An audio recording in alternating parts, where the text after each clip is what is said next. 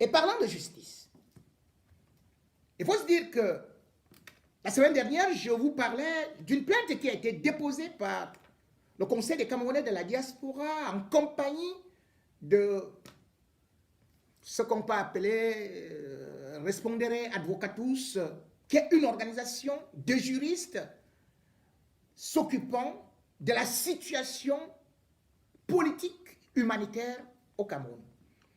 Et compte tenu du fait que je n'avais pas assez de temps, et parce que cela est important, il faudrait que le peuple en prenne connaissance pour que demain, chacun ne dise pas qu'il ne connaissait pas.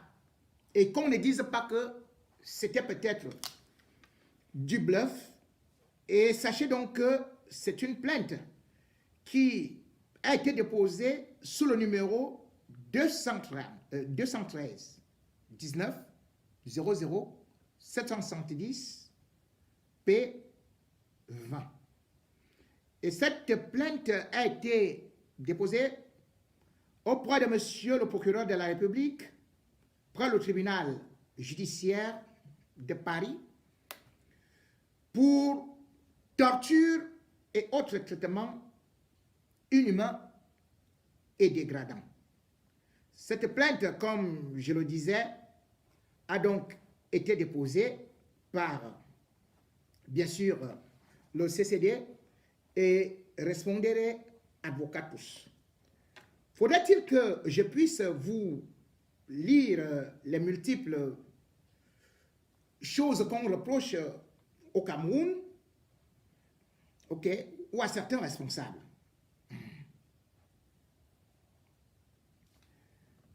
Les auteurs ou complices d'infractions commises hors du territoire de la République peuvent être poursuivis et jugés par les juridictions françaises, soit lorsque, conformément aux dispositions du livre du Code pénal ou d'un autre texte législatif, la loi française est applicable, soit lorsqu'une convention internationale donne compétence aux juridictions françaises pour connaître l'infraction.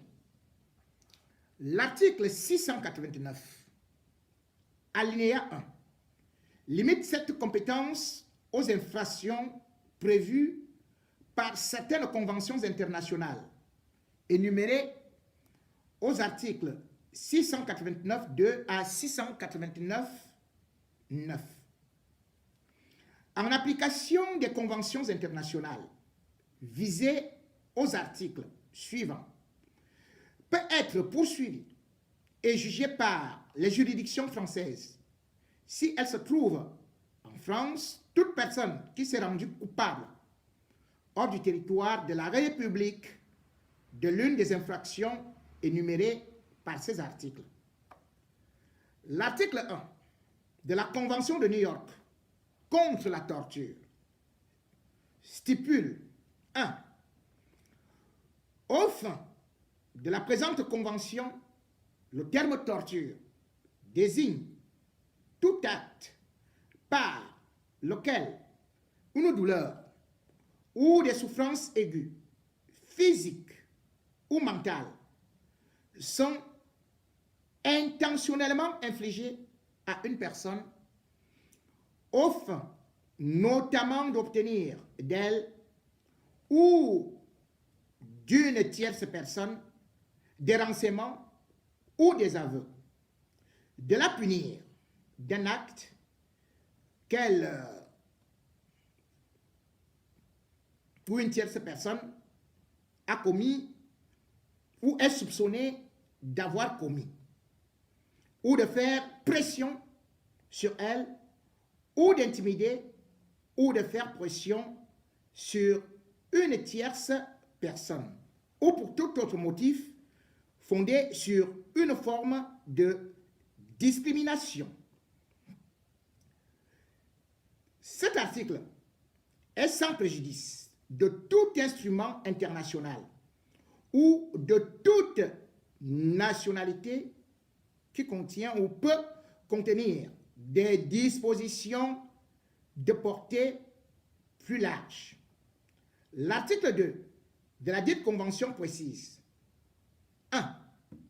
Tout État parti prend des mesures législatives, administratives, judiciaires et autres mesures efficaces pour empêcher que des actes de torture dans tout territoire sous sa juridiction, aucune circonstance exceptionnelle, quelle que soit, qu'il s'agit de guerre, de menaces de guerre, d'instabilité politique intérieure ou tout autre état d'exception ne peut être invoqué pour justifier la torture. J'espère que Bangui suit bien.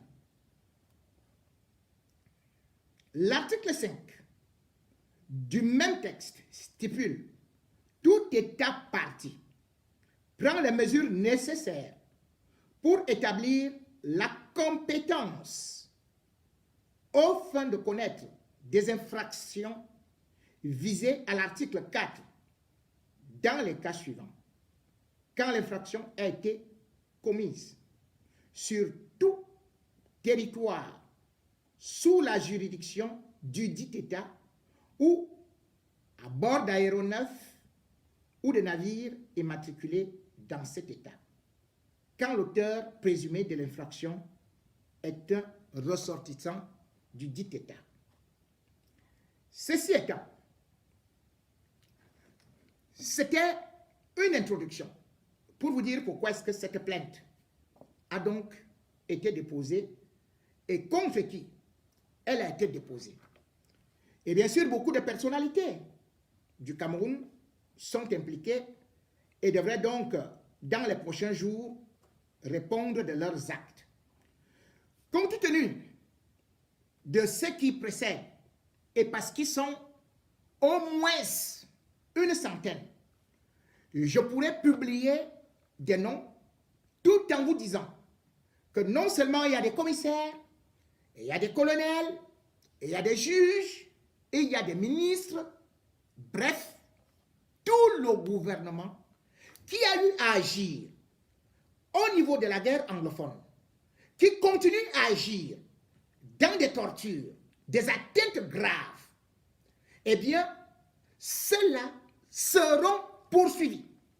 La plainte ayant été déposée, ne croyez pas un seul instant qu'aujourd'hui c'est encore une blague. Parce que Respondere Advocatus a eu à s'entourer des juges de notoriété internationale. Et le cas du Cameroun aujourd'hui est devenu international, dans la mesure où non seulement l'ONU, le Parlement européen, qui vient d'ailleurs de s'y attabler, mais aussi toutes les autres organisations et des droits de l'homme sont derrière cette plainte. Cette plainte a été déposée et parce que des personnalités camerounaises jusqu'à présent jouissent d'une liberté et que la justice camerounaise n'est pas indépendante, eh bien, on a donc décidé d'agir au niveau de l'international. Combien de fois l'ONU, combien de fois le Parlement européen, combien de fois la Grande-Bretagne, combien de fois l'Allemagne, combien de fois les États-Unis ont demandé au régime Biya de traduire, ne serait-ce que les militaires qui sont auteurs d'exécutions extrajudiciaires en justice. Toujours du bruit, après il n'y a plus rien. Combien de fois on a vu des enfants se faire abattre? Et jusqu'à présent, ces militaires, ces policiers sont en toute liberté juste après qu'il y a eu quelques petits bruits. Combien de fois on a demandé au régime Biya de pouvoir faire de telle sorte que la justice soit indépendante? Or, jusqu'à présent, on le constate, la justice est à tête chercheuse. La justice est un instrument de chantage qui est actuellement utilisé par le régime. C'est pour cela d'ailleurs que les militants du MRC croupissent en prison. Juste parce que on voudrait dire aux autres, si jamais vous tentez de marcher, c'est ainsi que vous finirez. Mais le Cameroun a ratifié des accords, des conventions internationales. Le Cameroun n'est pas une île déserte. Le Cameroun n'est pas sur une autre planète. Le Cameroun se doit de respecter les conventions internationales. Et si le Cameroun n'y arrive pas, eh bien, que ceux-là qui jusqu'à présent viennent regarder des belles petites ici, viennent s'acheter des télés ici, viennent mettre de leur argent en sécurité, s'offrir de beaux appartements ici, qu'ils sachent qu'en ce moment, leurs biens sont répertoriés, leurs relations sont répertoriées. C'est un travail de longue haleine qui a été fait pour que, au moins, les gens se disent qu'il n'y a pas d'impunité dans le monde entier. On peut rester au Cameroun, comme Jean-Pierre Amour-Bellinga, voler tout ce qu'on veut. Et même Laurent Esso, ou un ministre de la Justice, garde des Sceaux, peut se balader avec tous les grands brigands. On peut, bien évidemment, assassiner son rival, comme on a pu le faire avec Brian Fombard. Et puis, jouir de ce qu'on peut dire une immunité plus que parlementaire, parce qu'on est à côté du ministre garde des Sceaux, lui-même qui est un brigand. Mais, qu'on se le dise, l'OTAN est en train de compter. Bientôt, les choses vont changer. Et bientôt, bien sûr, ceux qui sont en haut, ils seront en bas. Ils seront nous.